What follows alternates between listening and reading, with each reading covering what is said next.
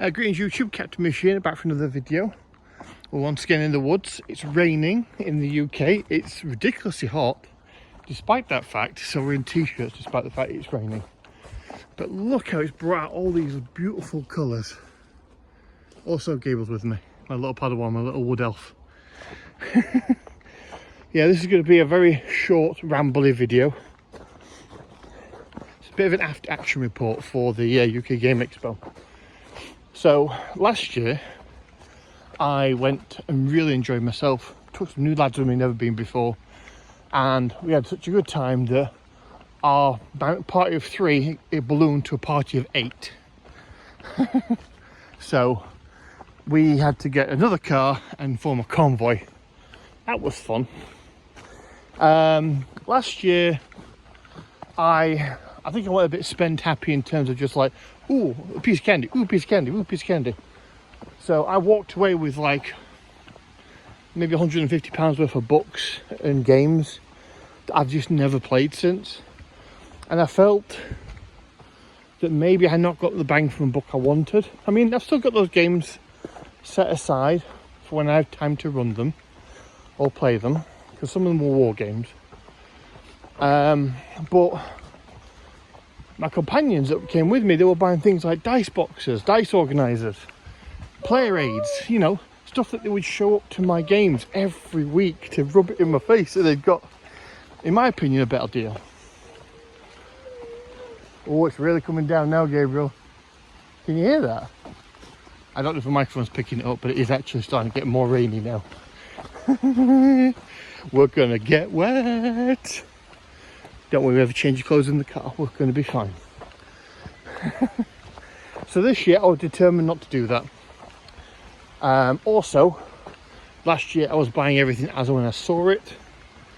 So towards the end of the day I was seeing things that I wanted, or pondering about things that I'd seen before but not picked up and kind of missed out on. Whereas one of my companions had taken the opposite approach of kind of half memorising where everything was or making notes of it, and then once we've done a complete circuit of everything, going back and buying what he wanted, which I did that this year, and that was a much better way of doing it, primarily because my big thing I wanted, my dream item, was a wooden gem screen. I have wanted one for years. I'm not the forever gym of our group, I'm close. People do ask me a lot, when are you next running? What are you next running? To the point where they've had to ask me to like give them a timetable in terms of like what games I'm going to run in what order. Oh, it's coming down really hard now. Have you seen that? Yep. So I found one stall, Gothic Woods, by the way. Google them. They're based in the UK, do some amazing work where they repurpose old wooden furniture, turn them into game accessories, dice trays, dice tables, dice trays, dice holders, and gem screens. And they even put some lovely vegan leather on it to make it look beautiful. Magnetize it so you can put bits on the back. And it was the best thing I've ever seen. It was bulky, it felt beautiful in my hands, and it was like nearly £200 for the most expensive one they had. And I was like, okay, I really want one, but that's a huge chunk out of my budget for the year. So I was honest with the guy. I said, look, I'm shopping around, I want to see what I can get, and I want something that is going to be a good combination of quality and price. Oh, Gabriel, come over here, over here. It's coming down really hard now. Under the tree, come on, under the tree. Oh, no, Gabriel. Hey, we're off the main path. The main path is the worst, trust me on that one. Well, this turned into a little bit of a mini adventure vlog. Gonna cross the little ridge. Oh. Yes. So I was looking around, I found one other place that was selling wooden gym screens, £70. At first glance, they look really nice. customised, coloured, designs engraved on them. But the closer I looked at them, I realised they're all identical. And when I asked, turns out they were all basically the one mass produced from China. You see on Etsy. Oh, look at that. The burnt out tree. Oh, I love that. I like to imagine what caused that. That's my gym brain going on. So, even though it was the cheapest, oh, this is fun. Even though it was the cheapest, it was not the one I wanted. So we went back at the end of the day and got the other one. There's another shop, Warper I think it was called. We're doing these dice trays, beautiful dice trays. Got one of those too. So I think just the dice tray and the dice and the gym screen was like 250 quid. Oh, which is quite a lot, but I am going to make a lot of use out of it. I am incredibly happy with that purchase, despite the price point. Also, as I predicted, the theme of the show changed again. I always tend to find that throughout vendors, the theme of what you to expect every other vendor's going to try and sell you changes. Like 2 years ago, it was dice. Everyone on their auntie had got a dice making machine in their shed and was making dice. And they were putting glitter in them and all sorts, and everybody had dice to sell me for days. Last year, it was 3D printed models. Everyone had taken the dice makers out of their shed, put a 3D printer in, and was mass producing human fighters and elven wizards like it was going out of fashion. This is going to look stupidly big on the internet, sorry.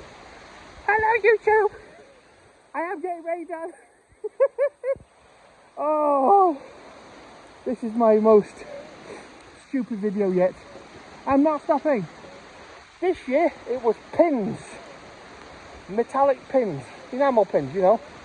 Not buttons or badges as the UK call them, but pins.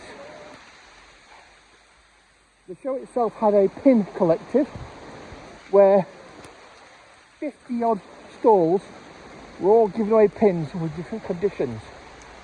Some just asked you to sign up to social media. Some of them asked you to play a demo game. Some of them tied to a purchase of over a certain amount, let's say £30 for example. And there was a variety of controversy about that. That's the common of the day, but everybody else outside of that was selling pins like crazy.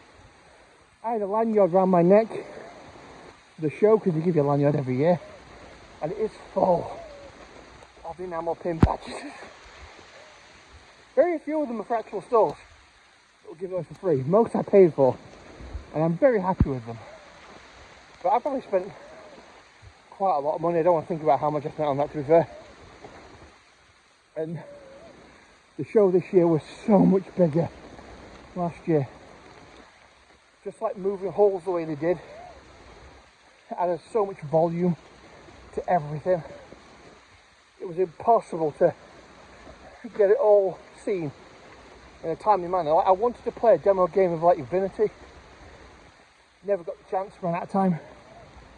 There's a couple of the board games I wanted to try out. Never got the chance. Look how drenched you are, Gabriel. We are proper wet and horrible. So, to that end, I think I had a fantastic time. Absolutely fantastic time. I think, I know we're going back next year, but I think to maximise the opportunities to do more and see more, I might go for 2 days, like Friday, Saturday, I think. Because Sunday's kind of when it all dies down. Most of the quality tourist items from the trade halls are gone. So maybe do all my shopping on the Friday when it's quiet, and then spend the Saturday playing games and in networking or whatever. I don't know. But I've got time to figure that out. It's like almost another year before 2026 rolls around. between now and then, I've got Furnace, the little RPG convention that could, in sunny Sheffield, which I bet has got it worse than this, because the weather's always worse in Sheffield compared to where I am now. So yeah, great time. Couldn't get to see and do everything. Bear in mind that it's impossible, even on the 3-day ticket, to see and do everything. But I just left wanting more. Maybe that's the point. Bye.